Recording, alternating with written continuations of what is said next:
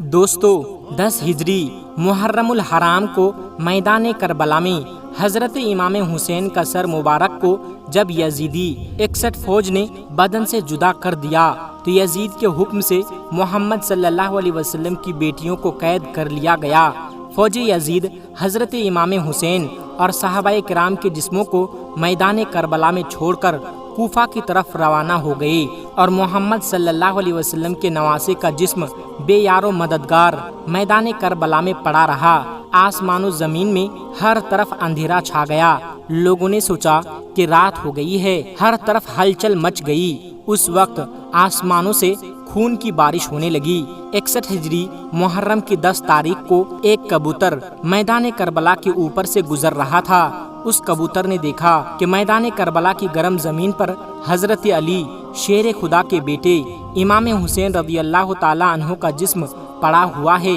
جب کبوتر کی نظر امام حسین رضی اللہ تعالی عنہ کے جسم پر پڑی تو وہ کبوتر چیخے مارتا ہوا زمین پر اترا۔ وہ کبوتر دوسرے پرندوں سے کہنے لگا، ہائے قیامت آ گئی، امام حسین رضی اللہ تعالی عنہ کو شہید کر دیا گیا ہے۔ آل محمد صلی اللہ علیہ وسلم کا خون میدان کربلا کی زمین پر بکھرا پڑا ہے۔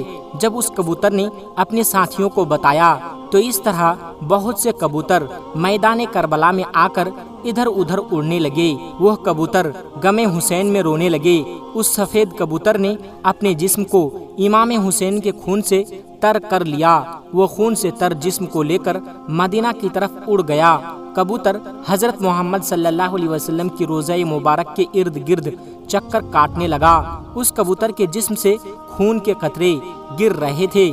مدینے کے لوگوں نے جب کبوتر کے جسم کو خون سے تر دیکھا تو وہ بہت ہی حیران ہو کر ایک دوسرے سے باتیں کرنے لگے۔ جب مدینے کے لوگوں کو امام حسین رضی اللہ تعالی عنہ کی شہادت کا علم ہوا تو وہ یہ بات سمجھ گئے تھے کہ سب سے پہلے ایک کبوتر نے حضرت محمد صلی اللہ علیہ وسلم کے روضہ مبارک پر یہ خبر پہنچائی تھی کہ امام حسین رضی اللہ تعالی عنہ کو میدان کربلا میں شہید کر دیا گیا ہے۔ تاریخی کتابوں میں یہ واقعہ مستند حوالوں سے درج ہے کہ مدینے کے قریب ایک گاؤں میں ایک سیام نامی یہودی تھا۔ اس کی ایک حسین و جمیل لڑکی تھی۔ اچانک اس لڑکی کی طبیعت خراب ہو گئی۔ اس لڑکی کی آنکھیں اندھی ہو گئی، ہاتھوں نے کام کرنا چھوڑ دیا۔ جو کوئی بھی اس لڑکی کو دیکھتا وہ اس کے پاس جانے سے ڈر جاتا تھا۔ جب اس بات کا علم یہودی کو ہوا کہ سب لوگ اس لڑکی سے نفرت کرتے ہیں تو وہ یہودی تنگ آ کر اس گاؤں سے نکل گیا۔ گاؤں سے دور جا کر یہودی نے ایک باغ میں رہائش پذیر ہو گیا۔ وہ یہودی سارا دن روزی کمانے کے لیے کام کرتا اور رات کو اس باغ میں اپنی بیٹی کے پاس چلا جاتا تھا۔ ایک دن یہودی اپنے کام میں بہت زیادہ مصروف تھا کہ وہ رات کو وقت پر اپنی بیٹی کے پاس نہ جا سکا۔ جب لڑکی کا باپ کافی لیٹ ہو گیا تو لڑکی اپنے باپ کو تلاش کرتی ہوئی ایک درخت کے نیچے پہنچ گئی۔ اس لڑکی نے ساری رات اس درخت کے نیچے ہی گزار دی تھی۔ اس لڑکی نے سنا کہ ساتھ والے درخت سے ایک پرندے کے رونے کی آواز آ رہی ہے۔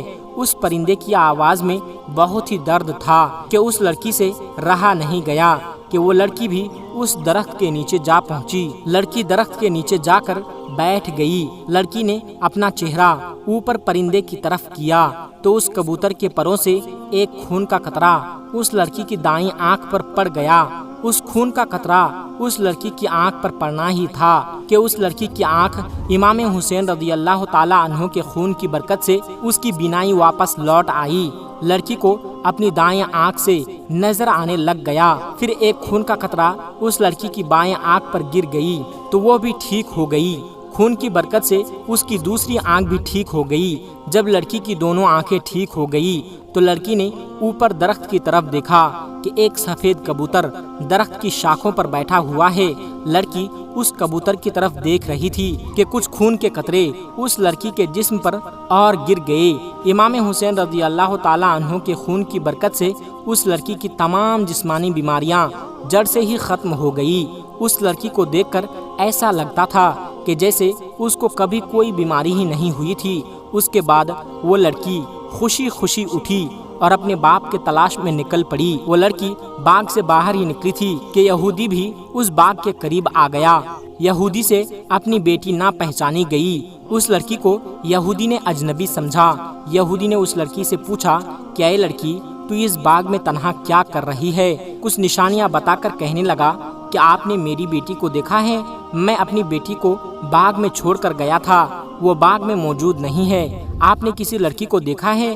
باپ کی باتیں سن کر لڑکی روتے ہوئے کہا، ابا جان، آپ نے مجھے نہیں پہچانا، میں ہی آپ کی بیٹی ہوں، میں وہی ہوں جس کو آپ بیماری کی حالت میں چھوڑ کر کام کاج کرنے کے لیے باغ سے باہر چلے گئے تھے۔